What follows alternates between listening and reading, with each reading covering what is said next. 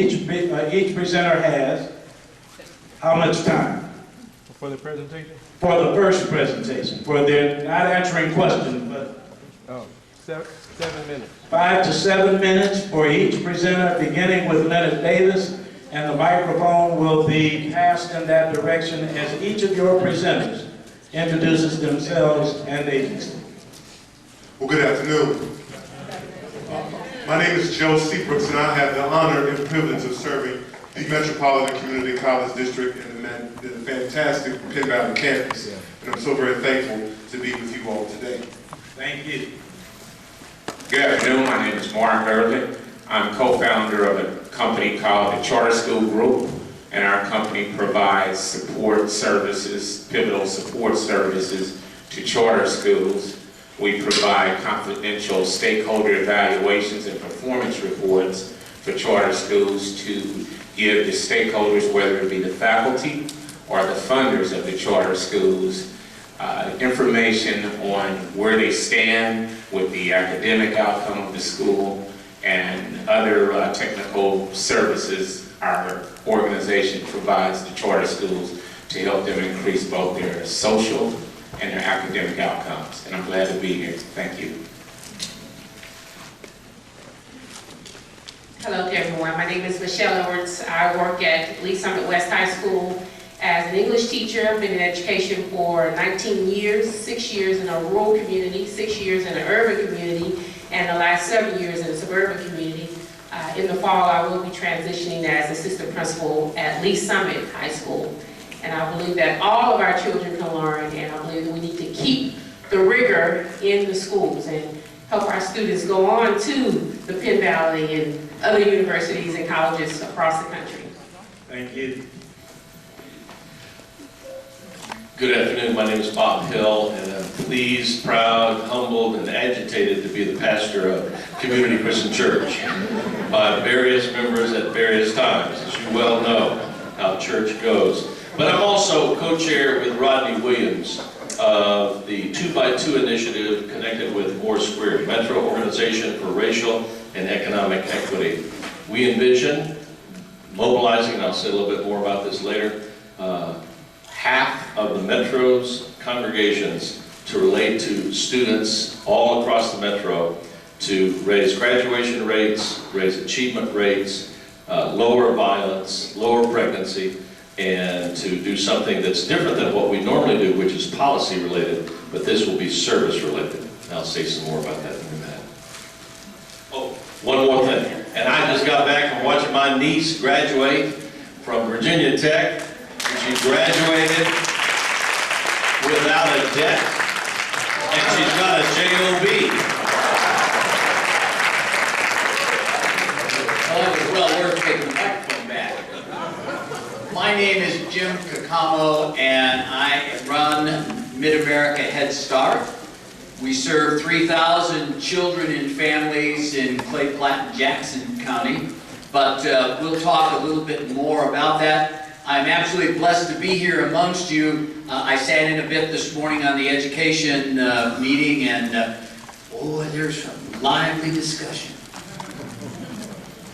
Good afternoon. My name is Donna Halp, and I greet you on behalf of Harvest Church and Faith Academy, where we have a Christian school from 6 weeks old to 8th grade. And on behalf of Pastor Steve Halpert, I'm honored to be here. I serve on the board with Mayor Sly James as the board of directors, and I bring you information today on Turn the Page KC. I'm glad to be here. Thank you. Good afternoon. My name is Leonard Davis. I'm a former high school math teacher for 5 years in the Center School District. Currently, I'm the area director of an organization called Young Life in Kansas City. But today we'll be speaking on behalf of an effort called Lead to Read, and also the Caring for Kids initiative. And did you want me to begin to speak about those things? As Leonard Davis begins our 5 to 7 minute remarks, Pastor Brooks wanted me to remind you that there are plenty of meals for seconds. There's more than we need. Feel comfortable getting seconds. And for those of you who are not here this morning, we will have questions and comments cards for you. So let us begin with Minister Leonard Davis. All right, so in my experience in speaking with educators and administrators, and just speaking to people that want to get involved and they want to help out with education, they want to help our kids, a lot of people that do want to help don't have any idea where to start. And then I speak to educators and I speak to administrators, and they say, well, when people do come in the door, they may be there for a little while and then they leave. And we know that that is more damaging to the kids. They may as well not have come at all. And so this is a dilemma, this is a challenge. So Lead to Read and then the Caring for Kids initiative helps with that issue. If I can speak first about Lead to Read, what Lead to Read is an organization and an effort that makes it possible for adults to get involved with getting kids excited about reading. They did the research as far as when kids begin to go downhill as far as education, and say it begins in the elementary school. So with Lead to Read, the whole idea is for adults to come in on their lunch break for maybe 30 minutes and they will read to or read with kids in a classroom for that 30-minute time slot. And they come back and they do this every single week. And so currently they are at, some of the schools they're at is Whittier in Kansas City, Kansas, Whittier here in Missouri, also Wendell Phillips, and there are two more that escape me right now. And so they are working with certain teachers in certain classrooms, and we all congregate at the office, and then we all go up together each week just to read with kids in the classroom. And here's the reasoning behind that. Number one, you want to create something that's easy and something that's happening in a safe environment. It's very easy for an adult to say, I can give my lunch break to read to kids in the classroom. And it's happening in the classroom because most people view schools as a safe place. So it's done for those reasons to eliminate obstacles for getting people involved. And you may think about what impact can 30 minutes of reading with the kid have. It has a tremendous impact. Number one, there's a consistency of people coming to the classroom each and every week for them. And so they see value in that. And number two, what it does is it gets the kids excited about actually reading. And so in the schools and in the classrooms where this program has been implemented, the teachers have seen significant gains in reading scores and also students' excitement about reading. And so I know right now they are at 5 schools and there are currently over 200 readers, but I know that they're looking to double that number in the next school year. So that is the effort, Lead to Read, that's happening here in Kansas City. The second thing is something called Caring for Kids Initiative. And what this is a network of volunteers, and it serves as a conduit from the community to the school. So 2 things have to happen. Number one, in a certain area, there has to be churches that have said, you know, we want to reach out to this school in our area. So we first have to identify who is willing and who has the desire to reach out to a particular school. And then it involves reaching out to the superintendent and the other staff of that district and connecting with them.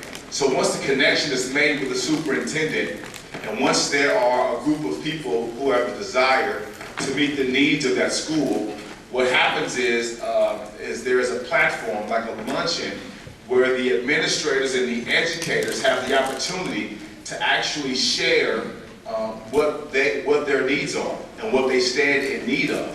And so the leaders from the community and the church that want to get involved are also there, and they get to hear that.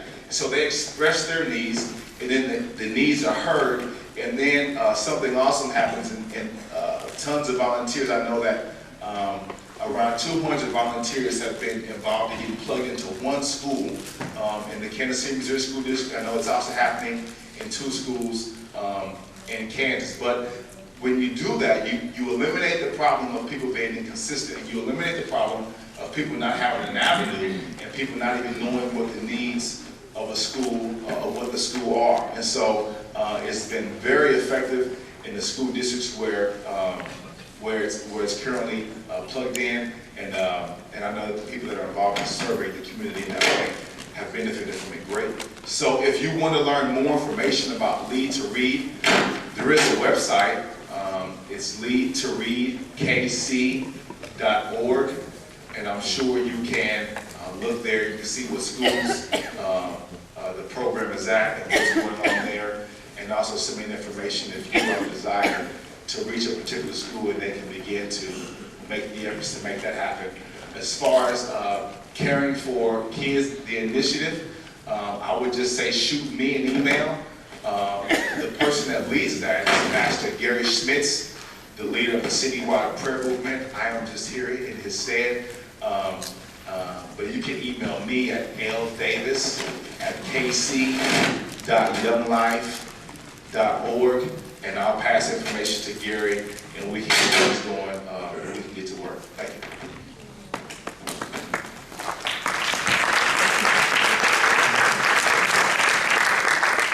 Once again, I bring you greetings from Mayor Sly James. I'm really excited about being a part of the Board of Directors for Turn the Page Initiative. This focus is getting all of our children reading by 3rd grade and reading on level.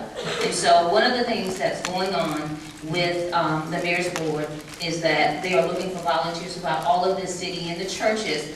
And this is the perfect group as well. You're going to keep hearing reading, you're hear reading proficiency, volunteers in the schools. This is what Turn the Page is all about. And so we're asking our faith community to join forces with the mayor as well and get volunteers into the school. Last year, Mayor James tasked the community with crafting a plan of action to improve 3rd grade reading proficiency. He did this because he knows that the research shows us that by 3rd grade proficiency is the earliest and most predictive, here we are, indicator of high school graduation. So if they're reading on level by 3rd grade, they have a greater chance to graduate from high school. Surveys also tells us that adolescents and young adults with criminal records show that about half of them have reading difficulties. And this is the one that really got me today as I was reading over the information from the mayor's office. People who build prisons calculate the number of prison cells they will need by the 3rd grade reading proficiency rates. I'll say that again. Prison cells. How many they will need are calculated by the need of 3rd grade reading proficiency rates. They can estimate that. And so we have a dire need in our nation, we have a dire need in our city for volunteers, and this is the perfect group to get together to speak to our communities, to speak to our congregations. Harvest Church is already doing it. We have Faith Academy flyers that are going around to you. But we are in a crisis, folks. And our children are not reading by 3rd grade. And so we are going to have to get up and volunteer.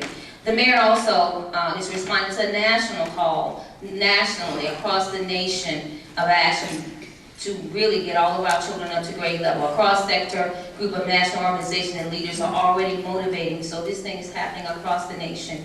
You also know that early childhood education is one of the interventions to starting children in school earlier than the 5-year-old, the 4-year-old early childhood kindergarten boot camp is happening now, sending them to school at 4.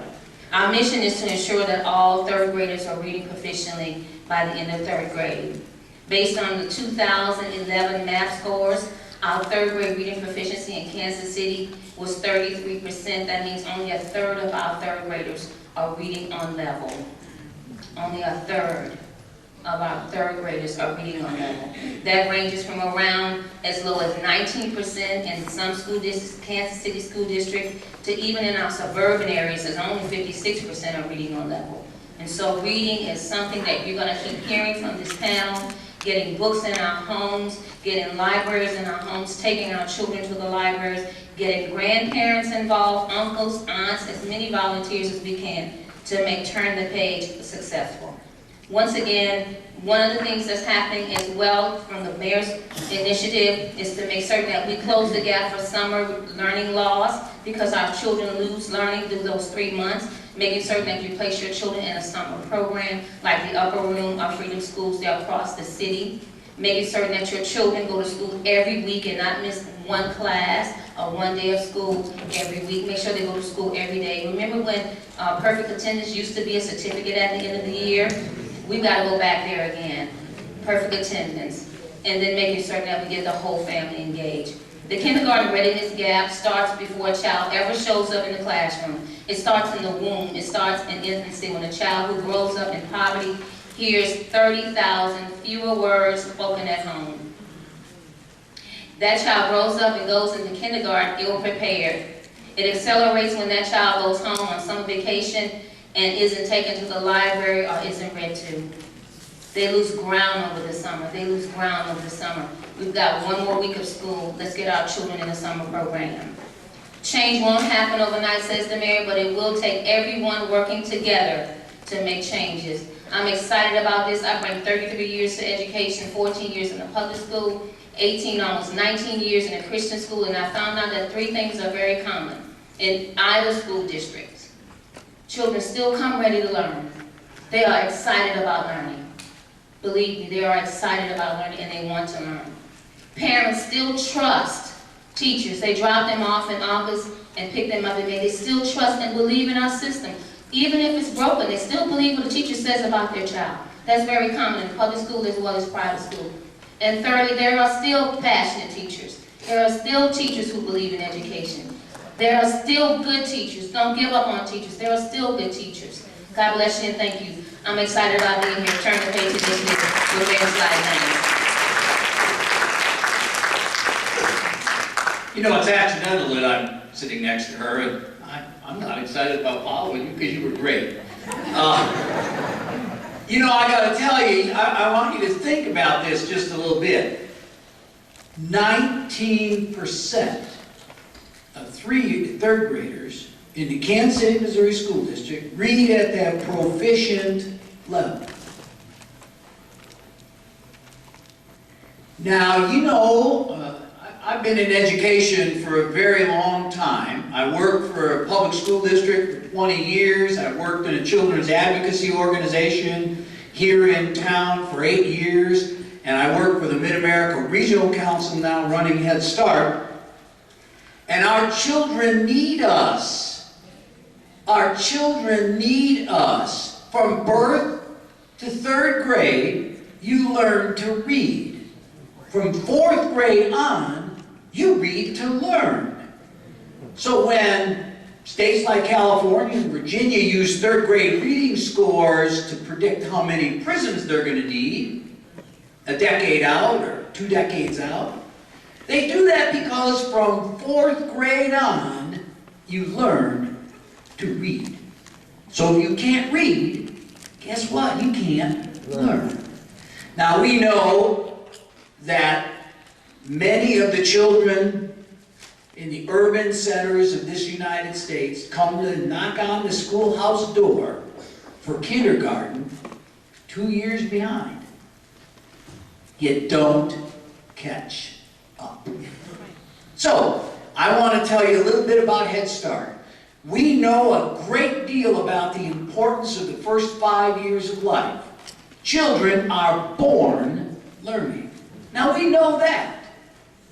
Head Start is over 45 years old. It's been around a very long time. I was telling somebody earlier, my first job was working in the Pruitt-Igoe housing projects in St. Louis in 1964, testing kids to see who qualified for Head Start. So there's no question about it, it's been around a long time. We do early Head Start, birth to age 3, and Head Start 3 through up to kindergarten. Now let me tell you just a little bit. We serve 3,000 children and families in Jackson, Clay, and Platte counties. That is 18% of the eligible children. 18%. And it's a program for poor kids. So we're not even scratching the surface. 18%.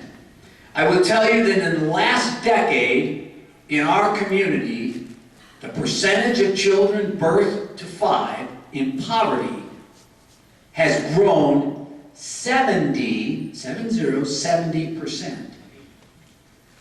Now, I believe that our nation's democracy is at risk. We cannot waste one life, not one. So on your way out, sign up, sign up. These are important things we need to do. I will tell you that school readiness is the goal of Head Start.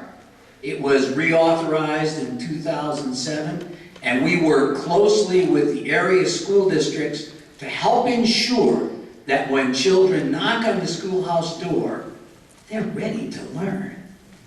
They know what we refer to as self-regulating behavior. When you're told to get in line, you get in line, and you sit down, and you know how to play, and know how to interact. So we work hard at that, work hard at math, literacy, social skills. Head Start is a wonderful, wonderful program for our young children. Unfortunately, we're not reaching all of the kids that we should.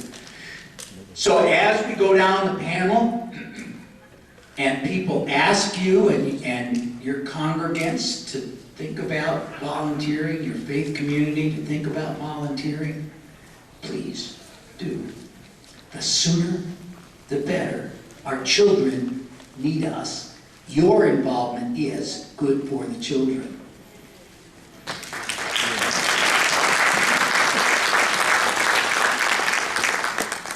Hello again, my name is Bob Hill, pastor of Community Christian Church and co-chair of the 2x2 initiative of Moore Squared.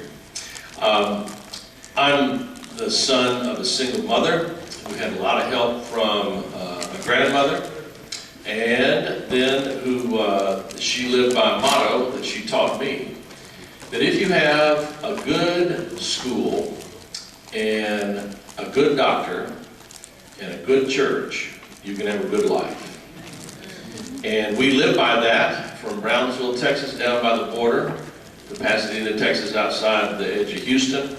And we were launched into the world by that philosophy. For many people these days, that philosophy is challenged. The good health care or doctor is not available, or it's too expensive, or we can't afford it. Good schools have been challenged, but I echo everything that Ms. Howe has said, that there are great teachers there, and we can tap into them, and the kids come to learn, parents want them to learn, and we can do better. What Moore Squared is doing is the church angle. That is, we believe that it is time for congregations across the metro area to rise to the challenge and be the ones that stand in the gap for students on their behalf. Not doing parents' jobs for them at all, not doing the school district's job, but understanding that old hackneyed proverb that it takes a village to raise a child. It takes a community to raise a child. It takes all of us doing our part. So our goal, we've done some math, it's pretty simple. If we can mobilize through Moore Squared's 2x2 initiative, half of the area's congregations, and that would be 1,000, to relate each congregation to 10 students on the average. Some congregations would relate to 1. Some congregations relate to 50. And by the way, we don't care which side of the state line it is on, public, charter, private, church-related, non-church-related, doesn't matter. Just relate to a student. And this goes along with what Mr. Davis said about continuity.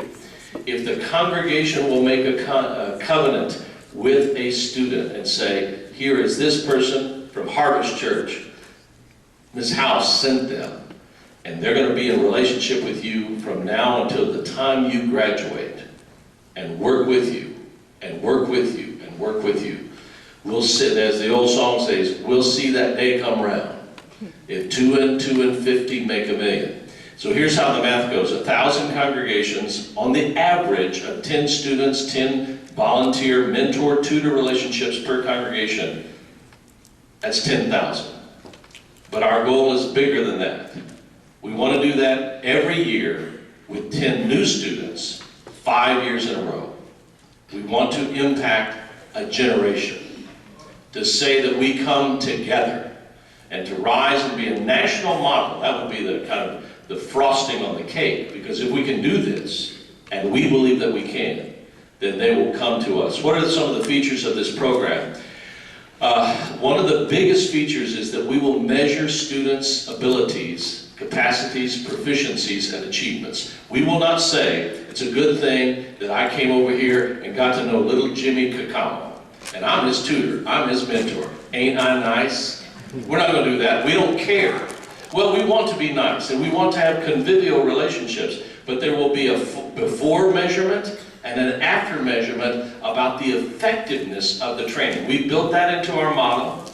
We want to have a professional assessment of this, and if the achievement, attainment, proficiency is not increased, then we're going to have to fix that relationship. We're going to have to fix that tutoring mentor relationship so that the attainment does arise.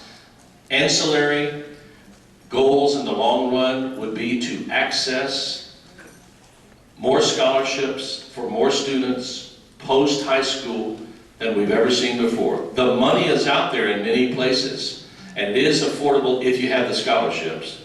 Another ancillary down the road goal is every congregation would establish a scholarship program, and many of you I know already have that, but every congregation would establish that. All right? Half of the congregations in all the metro area would be 1,000 congregations. We really want 2,000. Even if they can't volunteer and mentor and tutor, you can give money. And some can give that in large amounts. And then lastly, and this is a modest goal, and I didn't check it out with Rodney, but I think he'll, Rodney Williams from Soul Parkway, my partner in leading this. What would it be if every month a pastor, a preacher, imam, shaman, whoever, religious leader, would quote from a book in their preachment on their Sabbath gathering and model how learnedness, being literate, and having references to books that matter, can you imagine the impact that would be? Now I know Bishop Tolbert does this every week. He's always quoting somebody. Ron Boyd is a walking encyclopedia. Somebody ought to ordain him, by the way. But somebody ought to tell our preachers and leaders, we have to model the importance of reading and math and education every week. That's more squared, and I'm going to have some sign-up sheets here for you to pick up. There's a training event on June the 2nd. We are in nascent stage. We are just beginning. We have no money. We're applying for money. We're doing this on a shoestring and prayer. We are applying for funds. It's very modest. We want 100 relationships in the next 12 months to be created. 100 tutoring, mentoring relationships. If you'd like to be part of that, you don't have to be part of More Square to do this. You can sign up today, and I've got some sign-up sheets here.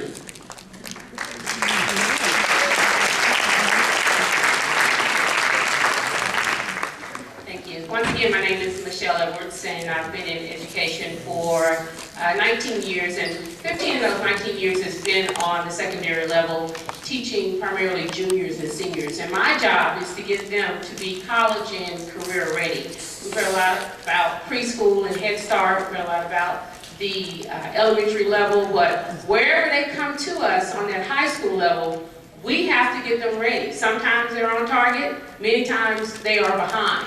But we have to say, what can we do to get you to that college or that career level? That comes primarily through the ACT and the SAT scores. Compass score if you're going to any of our MCC schools, or the ASVAB if you're going to military. But I specifically want to speak on ACT and SAT, those tests.